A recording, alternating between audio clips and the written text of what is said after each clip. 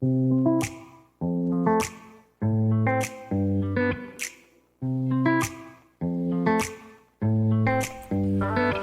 welcome back, everybody. It's time once again to meet our community, the Hispanic business community here in Orange County. Powered by the Orange County Hispanic Chamber of Commerce and Orange County's only community radio station with the man who's always out in the community, Mr. O.C., John Gutierrez. Thank you, Paul.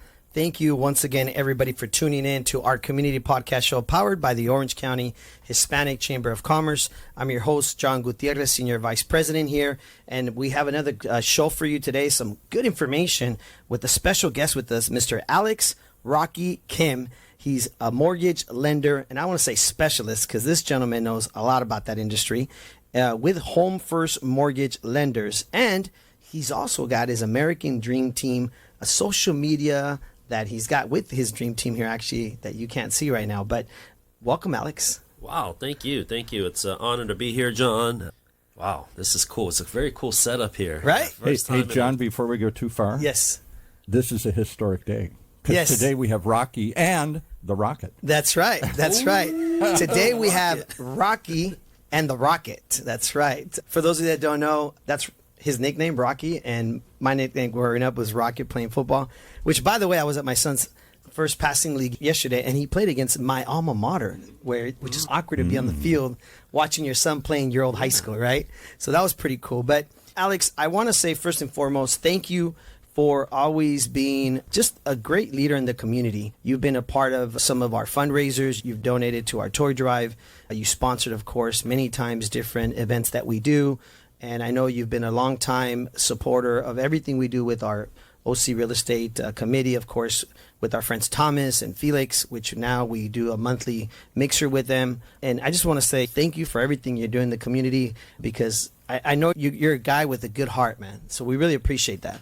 Thank you. Thank you for those kind words. That's the least that we can do as entrepreneurs, business owners, and people who are trying to help bring some change, some positive change, and give back to the community. So thank you for the opportunity to participate and be a part of it. One of the things we like to do on the show is we'll get into all the fun stuff, of course, which is of how you're helping small businesses, all the great solutions that we're going to talk about here shortly, of course, your background in the mortgage industry, and of course, your American Dream Team, which is really cool what you got going on. But first and foremost, we would love to learn a little bit about you. Our listeners like to learn about who we have on the show. Can you share a little bit about yourself, maybe where you grew up, if you want to share a bit about your family, your parents? How did you get to this point in your life? Sure. I grew up, actually, I came to the U.S. when I was 2 years old. I think it was in the early 80s. And I grew up in Baltimore City, Maryland. Okay. And all I remember most of my life was growing up helping my mom at a small business. We had a beauty supply business, but it's like a 7-Eleven where you have like everything. There's not just one product. And Okay. I remember being able to sell everything in that store since I was 7 years old. I remember that's all I did. Go to work or be at my mom's business, Okay. work, and then do homework. And then if I get bored, then I go to the front of the store and I help out with my mom. So at an early age, that's pretty interesting. You are already in the front lines of a business. That's pretty cool. Yes, yes. I think that's truly where I learned and gained all of my business experience since I was young. Yeah. Do you remember any little story or specific moment of where, like, maybe you were, I don't know, observing your mother or somebody at the store that really impacted you? I do remember a couple scenarios. One time, I was probably like closer to 12. It's Baltimore City's not like you're going to have underserved community members there. One lady, she was gathering some things, and I saw her put a nail polish in her pocket. I saw it. I saw it, right? She's That's a going tough around. position to be, right? And so the way I handled that, my mom wasn't there. I rung everything up and I added that. It was $1, right? Nail polish was $1 at the time. So I added the $1 and I told her how much it was. Let's say I said it was $12 and she said, "Why is it $12? This should be $11. No, it's because of the nail polish that's in your pocket. I had to add that. I love this And story. that's how, she was able to Wow. admit to paying. I love this story, right? Because you knew how to not create a conflict or awkward situation, right? You don't want to accuse her. You don't want to accuse her. You just automatically charged her the extra $1. This is a great story. You talk about solutions for small businesses. That is a great solution in itself. Now, is this something somebody taught you? It just came to you that moment? If I think about it, I just don't like conflict because I think growing up with my father was always a problem maker, and just that I just didn't want to be like that. I didn't want to be like him. Okay. Yeah, so I think for me, being able to resolve conflicts, calm the situation down and think of a way. So you have to prepare for that and think of ways to overcome that. There's always a way. There's always a way to avoid a conflict. Would you say your mom is that kind of a person? Yes, actually, you're right. Yeah. Okay. I owe it to my mom. Yeah. I don't know if you guys noticed that, but I'm a sociology major, so studying human behavior is important, right? And so you probably studied your father at one point, and then were like, I don't want to be like that. But then you studied your mother, right? And you're like, wow, I really want to be more like this. Wow. Because I notice you all the time. When you're speaking, you're always calm. You're very collective. I don't think I've ever seen you upset or angry. Like, I've always seen you so calm. Well, I appreciate that. Is that your mom's? That's not my norm. That's something I have to choose. That's not how I feel inside, but it's a choice that I'm making on the outside. So yeah. So inside there's like a whole. It's complete. I'm my dad on the inside, but I know I have to be like my mom on the outside. Okay, yeah. Hey, that's a choice. What do they call that? Like the duck, right? Is that what they say? That he's like paddling under 100 miles an hour. Yes, Paul. So somebody wants to know if that's true. If you're so calm, why the name Rocky? That doesn't sound calm. Hey, Rocky was calm and collective at the end, right? There's actually a meaning behind that name. Okay. So the Rocky inspired by the movie, right? Okay. It goes back to the Gospels, actually. Rock and key, translated is Petros, Cephas, Petros. When Jesus renamed Cephas Peter, he gave him that name because it literally means the rock and the key. Wow. The rock on which I'm going to build the church. Yes, that rock. And then you have... Paul knows his stuff. Keys. Way to go, Paul. Irish Catholic, Notre Dame over here. Hardcore Catholic. Wow. So at a young age, I know I grew up, my mom always praying the rosary, and I always watch my mom pray. I'm a man who's always praying for my business, praying for my family, right? My boy's playing football, I'm praying for him. Are you somebody that at a young age, through your mom or through your some way, somehow, you just became a man of faith, would you say? I grew up Catholic, so that's all I knew. But I don't think I realized like what that did for me. I mean, I prayed like any child would, right? Please get me out of this jail, this H-hole. Yeah. Growing up and praying for things but at a certain point, especially when I moved out here, I stopped praying. Yeah, I stopped praying and I went off the rails. Really? Yeah, but my son in 2015. Kids will change you. Yeah. Kids change us, I have right? 3 daughters, but those 3 girls didn't change me, right? I had them pretty young. But when I had my son, something like inside of me, I was speaking to myself, and it's like, this is your chance to be that father that you never had to your son. Yeah. And that thought came, and then some years went by, and some things happened to me, bro, where I had to start praying every day because I realized who I am. Yeah. Yeah. I know how you feel, man. I was the same way. I've always said to people, I wanted to create by building my business because I wanted to have more time as an adult parent to be around my boys, my kids. Because of his situation, being a landscape worker, he worked day and night, right? And he had extra side jobs. So he never could go to my football games. He never could go to any. I was a pretty good football player. That's why they nicknamed me Rocket. But it was hard for me to accept that as a kid growing up. Why isn't my dad at the games? Parents would always ask me that. Yeah. So I always wanted that as an adult. Let me have some freedom so I can be around my boys, my kids. And so I think sometimes growing up, we want what we basically, hopefully as a kid, wish we could have had. I can understand where you're coming from. So how did you end up in the mortgage industry? As a mortgage guy, I look at myself as a sales guy because I've been selling stuff since I was 7 years old. Right? Yeah. When I came to California in 2002, I literally drove out here with my mom. My dad told me one day, hey, we have some problems, and he had some loan sharks that he was afraid of. So we literally, me, my mom, and my brother, and my siblings, brother and sister, we drove out here with $500 with the 4Runner. Wow. And we just came straight to California, and I had What to get year a was job. this? This was 2002. Okay. So I had to get a job, like, to start making money. And there was a few different places I went to interview. There was Macy's. This is in Glendale, by the way. Macy's at the Glendale Galleria. Yeah. Toyota of Glendale. Okay. And then 24 Hour Fitness. Okay. I ended up taking 24 Hour Fitness because they said they'll give me an hourly plus commission. Wait, what? I can make commission as long as I work hard? It was the easiest thing in the world for me. But from what I hear, and correct me if I'm wrong, because I have friends who worked at the gyms and sales, they really do a good job of training you in sales. They're the best. Right? I would say 24 Hour Fitness used to have, I don't know if they do still, but when it was Mark, I forgot the owner's last name, but the owner, he had an amazing training program. So I got one of the best trainings. At a young age. At a young age, yes. And you can't, like that, at a young age to learn that. People don't realize there's a lot of people like they get thrown into sales, but if they don't get the proper training, it's a whole different world once you get the training. Absolutely. Absolutely. Wow, that's interesting. So at a young age, you were selling memberships, closing deals, making commission, right?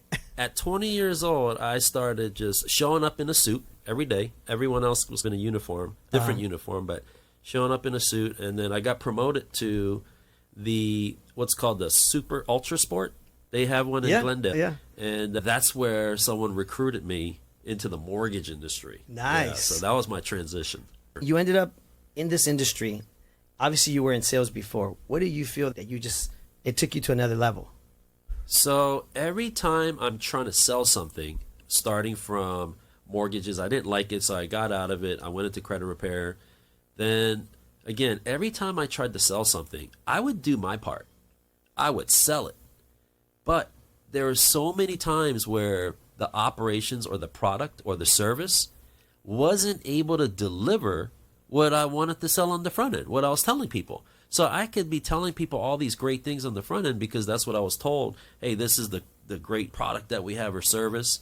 But then at the end of the day, I would always feel like I disappointed my clients. I did my job closing people, but then they didn't get the service or the product that I told them they would get. So I became a liar in many of these transactions. So over the years, over time, every time I was selling something, I learned, okay, what's the problem with this product? Why are they not able to deliver it? And I would just fix it. And then eventually I had to get to the point where I'm setting up my own company because you're still not able to deliver what I'm selling out there. Okay. So would you say that this is where it prepared you for what you're doing today as far as small businesses? Because this is pretty big what you're doing as far as how you're helping educate small businesses, how they can utilize these tools to help themselves in their business. Yeah, so after the pandemic, I was ready to retire. And then I realized, man, no business is rock solid at that point, especially with all the money that was being printed in 2020, 2021, 2022. And then just seeing how the world is changing rapidly, I just felt that it was part of my calling and mission to get this information out there to, number one, small business owners. Because if we lose small business owners, if we lose that, then everything else is going to follow. Because the American dream, at the core, it's both small businesses and then real estate. Small businesses came first. That was the core. But we just forgot about that because it was a given. And then real estate. So right now, if we are losing our small business ownership, we're going to lose the game as consumers. And then conglomerates, and I don't like to say stuff like this, but big government and institutions are going to take advantage of the little people. That's one of the reasons why, as a business owner myself, for 15 years, I joined the chamber, right? I personally joined it because I wanted to learn from other mentors in the chamber that were business owners, and I wanted to learn from them. But more importantly, I learned at the Hispanic Chamber of Commerce that there's chambers everywhere, right? And I started, obviously, why? Why is there chambers? Of course, the government wants more small businesses to open because at the end of the day, the small businesses are paying taxes back to keep our economy running, right? So this is great that you've passion or this love for helping small businesses. Can you share with us what are some examples of what you're doing with small businesses with your, obviously, your background and your skills? Sure. So I'm a small business, so I can relate to every single small business out there. They all have to put a front right now. Oh, we're doing good with our business. I mean, you have to say that. But the reality is everyone doesn't understand. Many of us don't understand the new cost structure, because cost and inflation has just been, everything is unpredictable right now. So number one, you need access to capital. We all need access to more capital. And that is a lot easier than you think. You just have to know how to get it. And usually when the government and the Federal Reserve is printing all this money, the way they print it, or the baked in rule is, we all are supposed to have access to it. So if we're not accessing it and using it to grow and to create more value, then we're losing out. So that's principle number one. Principle number two right now, technology is so cheap right now. So if we're not using, as small business owners, technology to cut our cost and be efficient, there's no way you can do the type of work that is needed. It used to be where you can make 5 phone calls, 7 phone calls, and you're going to get someone's attention. Right now, you have to time the phone calls. You have to do the follow-up. You may have to figure out, do they want to be texted or emailed or phone calls? So all of this can be done now with AI at a very efficient cost. And then social media is how you can build relationships and share your story. You have to share your story. That's the benefit of being a small business owner. You have a personal brand that you can get out there. That's what's going to be interesting to people, and that's what people want to support. That's what the big conglomerates don't have. We have our own personal story that we can get out there. So with those 3 things, capital, technology, and the right story on social media, you could see a completely different business plan. Yeah, and I'm sorry, Paul, let me just real quick. I know Paul has a question. One of the things that we always talk about at the Chamber is how are we going to tell that story, right? Because we're constantly telling a different story for different areas of our Chamber, right? And so I know you have your dream team here, right? American Dream Team, who is filming you and doing a lot of your social media, right? And you're right. I think that the more you tell the story in different segments, whether it's LinkedIn, whether it's Instagram and Facebook and now TikTok and all this, right? And live this and live that. You're right. It evens the playing field with the bigger companies, yes, right? Wouldn't you say? Absolutely, absolutely. And it's right now one thing that American Dream Team. So let me share how that started, right? So as a mortgage lender, I'm trying to figure out how to get more loans for the company. So I thought of a strategy. Okay, why don't I help real estate agents get more business by helping them with their social media? So American Dream Team is in the same office as HomeFirst. We're in Irvine, California, and we have a social media studio where we film, we do all this content creation. Then we also have an actual storyline for everyone. And here's our storyline. Our mission is to promote health, wealth, and unity in our communities. So we can partner up with business owners, activities, engagement, using these technologies that I was talking about, and share each other's stories together. This right here is something that resonates with so many people. We, as the American Dream Team, get together every single morning at 5:05 in the morning for 1 hour, and we share and practice in this mission. We do a gratitude call every morning at 5 a.m. via Zoom, and we talk about our mission, and so many people have been joining this mission over the last 4 years. That's awesome. We haven't missed a day since May 31st, 2020. That's awesome. Today was day 1,495, by the way. Keeping track. Yeah. Paul, I think you had a question? I did. I sit in this chair and listen to people come tell stories. A lot of big brands come through and tell the story here. And I find most people don't know how to tell a story. The story, I come in and say, you got a great story, right? Oh, the story is, I saw the problem, here's the solution. That's an ad. That's not a story. The story is the struggle. The story is the people. How did you get there? How did you pivot? How did you adapt? How did you do this? The passion of the people behind it, the people you're serving, all that. Why are we such lousy storytellers? Because we don't want to share the negatives, Yeah. the problems, the pains. Oh It's my true. gosh. It's true. for me, like, I have so much of that. I'm still going through. I think there's a fear factor. That's what I tell people. There's a fear factor of how will we be judged? Can't be honest, can't be vulnerable, can't admit you don't have all the answers, right? Yes, it's tough as individuals to be vulnerable. I mean, you couldn't have said it any better, Paul, is who wants to talk about the fact that I built this business before the pandemic. We went through it. We're one of the small businesses that we had almost 100 employees. We were doing great. Pandemic comes and kicks our butt. And now we're rebuilding, repivoting, restructuring our business.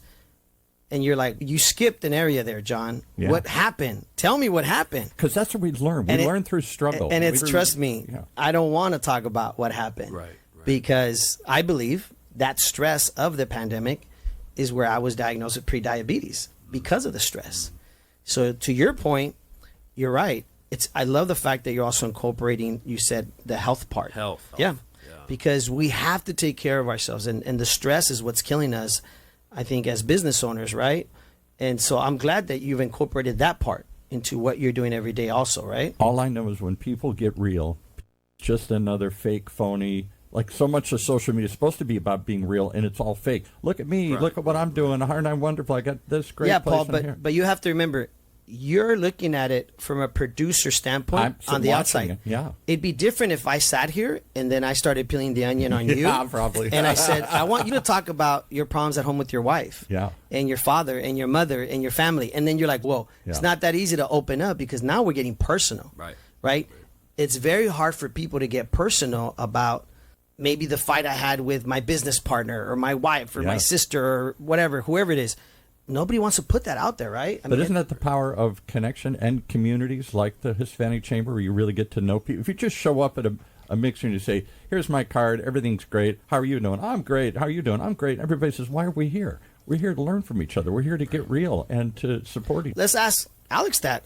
What do you find in your daily or whenever it is that you're having, what do you find that people appreciate of it that now that you're doing this? Yeah, so, I mean, it all starts with the morning call.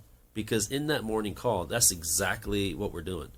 But the commitment is to always do better. That it has to start with that. If that commitment is there, then we're messing up every day. So every morning we come on that call, we are all sharing about how I messed up, how I am a failure, how I am a sinner. And when we do that, we're okay with it because we already committed to becoming better every day. When I'm sharing that kind of stuff with other small business owners, about my cash flow issues, my problems with managing our team and leading my team, then other business owners feel like they can share that. And then guess what? Oh, you know what? I have a solution for your cash flow issues. And they're humble enough to want to help because they can connect with you. So you lead by example. Exactly. You know, when you do this, you lead by example. And then others will open up and share maybe their struggle, their challenges. Right. I always say when somebody comes in here and they say, oh, I saw the problem, here's the solution, there's nothing I can learn from that except they're smart and I'm an idiot. They saw it and I figured out I couldn't. But when they get honest and real and say, but it wasn't easy, and here's how I did it, and here's the struggles, and here's some of the things, and maybe I can add to it. I've had that same experience. Have you ever tried this? Have you ever done this?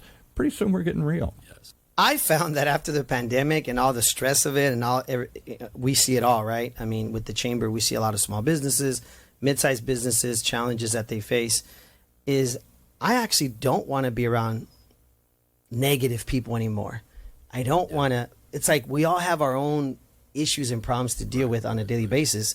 So the fact that you're creating an environment where people can come and be vulnerable, that was the word Paul used earlier, I think that's great because everybody's coming to the table, even those on Zoom. You're coming to the meeting knowing that, hey, we're here to share. Right. And we're all going through this together, the struggle, right? And lucky for everyone else, when they come to this meeting with me, no one is going to be worse than me. So they're all comfortable sharing their stories. You know? I think more importantly, you as a person, as a human being, show this side of you that is also vulnerable. And therefore, it makes them feel like, hey, he's not going to judge me. If he's this willing to open up about his struggles, then he's not going to judge me on my struggles, wouldn't you say? And I think this is why I love sharing the story about who you were growing up.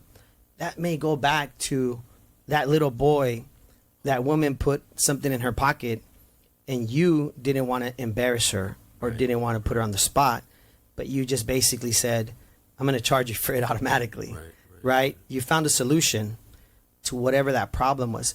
And I always like to look at the coin on the flip side. What if that lady who put that in her pocket couldn't afford it? And what if that was for her little daughter who really wanted it, who was at home? From a financial standpoint, maybe they were struggling or something. Oh, that's it. You prevented from her being embarrassed or ashamed. You found a solution. It goes back, I think, to who you are as a person. You're a compassionate, caring person. Wouldn't you say? Thank you. I wouldn't say that, but thank you. I think so. I think that probably comes from... Is it hard for men to be vulnerable? My dad was a big, rough, tough bomber pilot, World War II guy. I never say sorry, never say love you. Paul's opening up. I'm opening up here. See, Alex, it's working. It's working. Paul's opening up. It is. It's true. And my dad was a big, rough, tough guy. I knew he loved me, but he could hardly say it. And that was my dad. That was my dad. And I just think that was the image of strength. Yes. John Wayne, suck it up. I don't think that's strong anymore. I think it's strong to be vulnerable, to open up and say, I don't have all the answers. I don't know everything. That's even harder. But sometimes I think... I don't want to be a complainer and whine. It's frowned upon, like if a man is vulnerable, it's like, oh, he's weak. What do you think, Alex? I think it's strength, though. I really see the strength. Yeah, I think there's a higher level of strength that Paul's talking about here. Yes. And really, we see that in Jesus, right? Jesus didn't come with a cape like Superman. He came on a donkey. That's true. But that's because he already knew he doesn't have to prove to anyone, right? So it was more about helping others. And if our goal is to help our clients and our communities, then we're already in a place where, okay, you know what? I'm good. I already know who I am. I know I have to struggle every day to get better, but I'm committed to that. Then from that place, all right, let's help other people do the same thing. And if I can show up and share a little bit about some negative things that I have, that struggles that I'm dealing with, and it's going to help someone, if that's the pathway, why not? It's going to help everyone. The American Dream Team is all about finding solutions for small businesses that are struggling. That's pretty amazing. That's almost every small business owner right now. Oh, yes. Every small business. Oh, I agree 100%. I agree 100%. We had Dr. Lori Ochoa on our show last week. I think it was last week, the week before that. And that was something we talked about, how she's working with a lot of businesses from a behavioral psychology standpoint. A mental health standpoint. Yeah, mental How to standpoint. keep your head in the game. Yeah, here. just, because these are tough times, right, for small businesses. And so if you're a small business out there, if you're listening or you're starting a business or you're just going through tough times, how can they reach you, Alex? Where do they go? Can you share with us? How do they join the American Dream Team? He has a lot of followers on Instagram. I know that. How do they join the team here? I think Instagram is probably the easiest way to follow, at Alex Rocky Kim. Yes. And Alex Rocky Kim. And at the AmericanDreamTeam.community. That's the website. That's the Instagram. And the Instagram okay. handle. You know what it reminds me of? The A-Team. The American Dream Team is the A-Team, right? And you're Mr. T or Mr. R or something. Yeah. Listen, Alex, I really appreciate you coming on the show. I know 30 minutes goes by so fast. This was not what I expected, man. We got pretty deep here. Paul started sharing about his life. I appreciate you sharing, obviously, your story. Because when somebody opens up, others will follow. Yes. Yeah. Because we all want to get real and say, look, there's a reason we're all here. There's a reason we're at the chamber. There's a reason at these mixers. We're trying to meet and grow our businesses, trying to learn from others. And if we're not going to be open and honest, then we're not going to learn. What advice would you give a small business out there struggling, Alex, before we close out? What would you say? Right now, I would say just what Paul alluded to. Open up and really look at the positive. Look for the solution. You'll see it. There's so many benefits right now if we can see what we have and then start from there. Look at what you have. If it's a product or service, look at all the valuables that you have, and then let's figure out how to get that out to other people. Connect with us. Connect with me. I'll help you. Connect with me. There you go.